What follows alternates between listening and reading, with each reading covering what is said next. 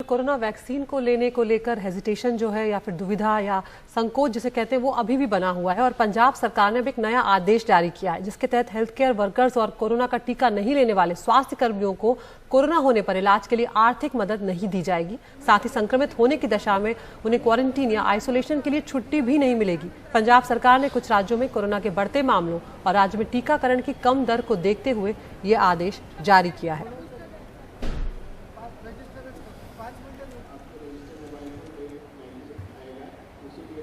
पंजाब में सेहत मंत्री जो हैं, सेहत विभाग के मंत्री बलबीर सिद्धू, उन्होंने कल एक बयान जारी किया है जिसमें कहा गया है कि जो हेल्थ केयर वर्कर्स वैक्सीन नहीं लेंगे और अगर बाद में उनको कोविड हो जाता है तो उनको अपनी बीमारी का खर्च या अपने इलाज का खर्च खुद उठाना होगा और साथ ही में उन्हें क्वारंटीन की भी फैसिलिटी जो दी जाती है 14 दिनों की छुट्टी वो अवेल नहीं कर पाएंगे। अब ऐसा क्यों कहा गया है, कोविड की क्या परिस्थिति है पंजाब में, वो बता देते हैं कि राज्य सरकारों को केंद्र सरकार की तरफ से परसों जो है एक आदेश और सूचना भेजी गई जिसमें यह पाया गया है कि कई राज्य ऐसे हैं जहां पिछले कुछ दिनों में कोविड के केस बढ़ रहे हैं, उनमें से पंजाब भी एक है। पंजाब को यह हिदायत दी गई है कि वो RT-PCR टेस्टिंग पे भी काम करे और जो जब से कोविड फैला है भारत में तब से पंजाब एक ऐसा राज्य है जो हमेशा से हाईएस्ट फैटेलिटी रेट यानी मौत की जो दर है कोविड की वजह से उसमें सबसे नंबर 1 पे या 2 पे होने की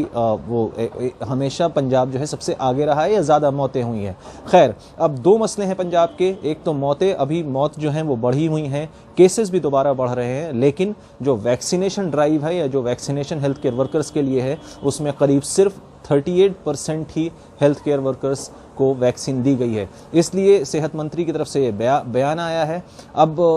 कई मुलाजिम जो हैं, जो यूनियन होती है हेल्थ केयर वर्कर्स की, वो ये भी बात कह रहे हैं कि ऐसी ज़बरदस्ती वाली बात जो है मंत्री को नहीं कहनी चाहिए। इसका एक दूसरा पहलू ये भी है कि पंजाब में जब कोविड फैल रहा था और उस वक्त टेस्टिंग की बात चल रही थी तो गाँव में, ग्रामीण क्षेत्रों में लोग जो हैं अलग अलग र्यूमर्स की वजह से वो अपने टेस्टिंग नहीं करवा रहे थे और फिलहाल वैक्सीनेशन में भी यही बात देखी जा रही है कि एक हेजिडेंसी वैक्सीनेशन को लेके झिझक है जिसकी वजह से हेल्थ केयर वर्कर्स ज़्यादा आगे नहीं आ रहे हैं। इवन कि जिन लोगों को फर्स्ट स्टेज में या फर्स्ट फेज़ में वैक्सीन दी गई थी उनकी संख्या सेकंड फेज़ होते होते बहुत कम हो गई है, यानी सेकंड फेज़ में भी बहुत कम लोग वैक्सीन के लिए सामने या आगे आए हैं। इस बीच जो है सेहत मंत्री का यह बयान आया है, इस पर अलग अलग मुलाजिम यूनियन भी रिएक्ट कर रहे हैं और कई लोगों का कहना है कि ज़बरदस्ती कहकर या किसी मुलाजिम को ज़बरदस्ती इस तरह से धमका कर कि आपको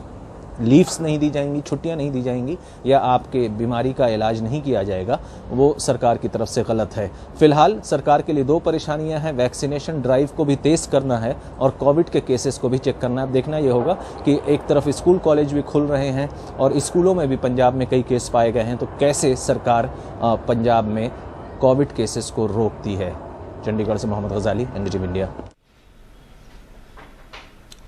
और गजाली जिस आखिरी बात को कह रहे थे कि स्कूल का क्या होगा, तो ये जो स्कूल हैं ये बड़ा परेशानी का सबब बने हुए हैं। गुवाहाटी में 2 शिक्षकों को कोरोना पॉजिटिव पाए गए और वहाँ का जो डॉन बॉस्को स्कूल है इसलिए अब बंद करना पड़ा है, 1 हफ्ते के लिए कंटेनमेंट जोन घोषित करना पड़ा है। और अगर आप अंदाज़ा लगाइए कि जो छोटे बच्चों के स्कूल होते हैं वहाँ पे तो भीड़ बहुत ज़्यादा होती है और उनसे हम उम्मीद भी नहीं कर सकते हैं कि वो बहुत ज़्यादा सोशल डिस्टेंसिंग जैसी चीज़ का पालन कर पाएंगे, क्योंकि छोटे बच्चे खेल कूद साथ में करते हैं और जाते हुए स्कूल खेलने कूदने के लिए भी हैं। तो